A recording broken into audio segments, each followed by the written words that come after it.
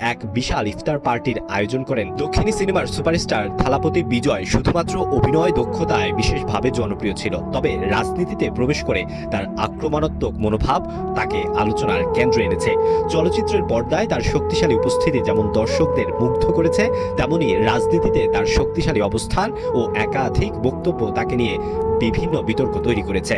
এবার তিনি রমজান মাসে একটি ইফতার পার্টিতে অংশ নিয়ে নতুন করে আলোচনায় উঠে এসেছেন।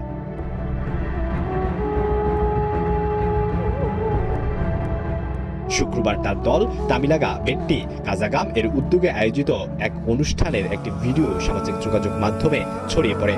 ভিডিওতে বিজয়কে চেন্নাইয়ের একটি ইফতার পার্টিতে অংশ নিতে দেখা যায়। এই ভিডিওতে বিজয়কে সাদা কুর্তা এবং মাথায় টুপি পরা অবস্থায় দেখা যায়, এমনকি তিনি নামাজেও অংশ নিয়েছেন। ভিডিওটি সংবাদ সংস্থা ANI তাদের অফিসিয়াল এক্স অ্যাকাউন্টে শেয়ার করেছেন। এতে দেখা যাচ্ছে বিজয় তার দল তামিলাগা বেট্টি কাজাগাম এর সঙ্গে এই ইফতার পার্টির আয়োজন করে এবং এই সময় তাকে রোজাদারদের সঙ্গে বসে প্রার্থনা করতেও দেখা গেছে।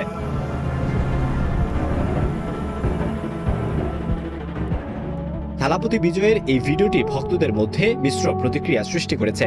অনেকে তার এই সাম্প্রদায়িক সম্প্রীতির প্রয়াসকে প্রশংসা করছে। অনেক ভক্তরা সামাজিক মাধ্যমে তার এই কাজকে সাহসী ও অন্তর্ভুক্তিমূলক উল্লেখ করছেন, কিন্তু একই সঙ্গে কিছু নেটিজেনরা তাকে ট্রোল করতেও ছাড়ছেন না। একজন ভক্ত লিখেছেন, তুষ্টির জন্য এতটাই পাগল হয়ে গেছেন থালাপতি যে নিজের ধর্ম ও কর্তব্য ভুলে গেছেন। আরেকজন মন্তব্য করেছেন, নতুন দল গঠন করেছি, তাই ভাইজানদের খুশি করতে হবে।